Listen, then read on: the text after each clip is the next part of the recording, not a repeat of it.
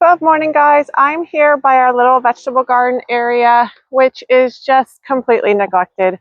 Every year I feel like I tell myself the same thing, which is that this is going to be my year of vegetable gardening, and every year it turns out to be a big lie.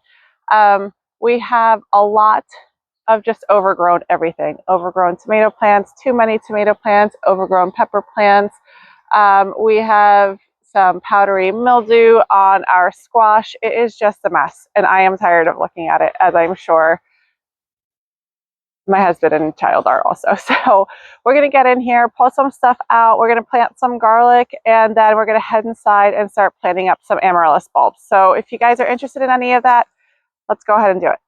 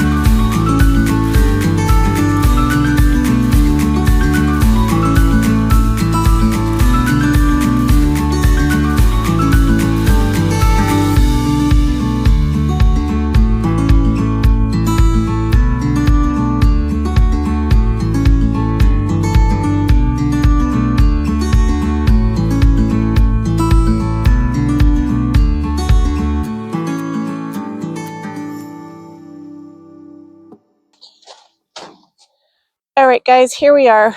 We cleaned everything out for the most part. Is it perfect? No, absolutely not. But it just feels so much better to have the space not so congested looking at it. I mean, there's still weeds in there that I can get after, but it was a huge start. And honestly, it's not brain surgery, but really the whole purpose of me showing this to you guys is just hopefully that you guys get some motivation to get out there and get after a project that's kind of been hanging over your head. I know so many people who end up avoiding some spaces either within their property or their house because they don't even know where to start, and it's just gotten so overwhelming. So what that can just lead to is just the problem just compounding, and that's kind of what happened here. So not only was it overgrown, but as I was pulling things, I noticed a huge white fly infestation in addition to more powdery mildew than I had originally anticipated. Um, and you just want to avoid those problems as best you can. So, I've been putting this off for quite a while. I knew it was overgrown. Vegetable gardening is not something that I personally take a lot of enjoyment out of. And so, like I said, I just kind of often avoided the area. And in doing so, it just became a bigger problem, and that white fly infestation possibly started here and led to other areas of the garden. So I could have avoided that had I not always been kind of avoiding the area. So anyway, I'll get off my soapbox now and let's plant some garlic. So the weather ended up turning really awful here in New Jersey, so I needed to move with purpose. What you see me doing right now is simply just breaking down the soil with a pitchfork. Off camera, I had also amended it with some compost because garlic really likes to grow in soft, rich soil. What I'm showing you here are the nice, big, healthy cloves of garlic that I picked up at a local farm.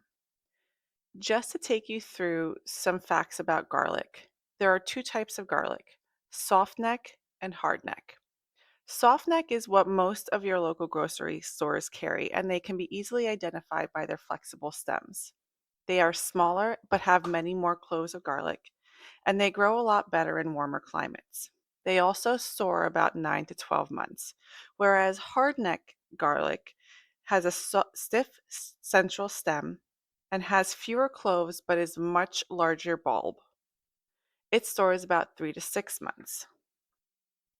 Now, this was not labeled, but just based off the sheer size of the garlic cloves, I believe that they are hardneck.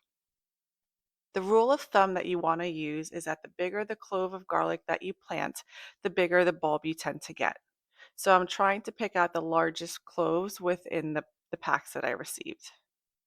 I'm planting them pointy side up and about 6 inches apart. This is what the spacing should look like once you're done. Now I'm going to go around and push these into the soil about 2 inches deep and then cover them back up with dirt. Once you go around and do that, you can also cover it up with straw or mulch or grass clippings, any type of weed suppressant of your choice. Now, based off of your winters, you may also start to see shoots come up in the middle of winter, and that's perfectly fine, nothing to be concerned about. But for my zone, these probably won't be ready to harvest until late June or early July. I'll take you through that process once it's ready. Now, I had also intended on planting some amaryllis bulbs for the holidays, but with the weather being what it is, I'm going to hold off on that project. So with that, I'm going to leave you guys. Hopefully you guys found some new tips that you found helpful in this video. If you did, I really hope you hit the subscribe button, and I will see you in the next one. Bye.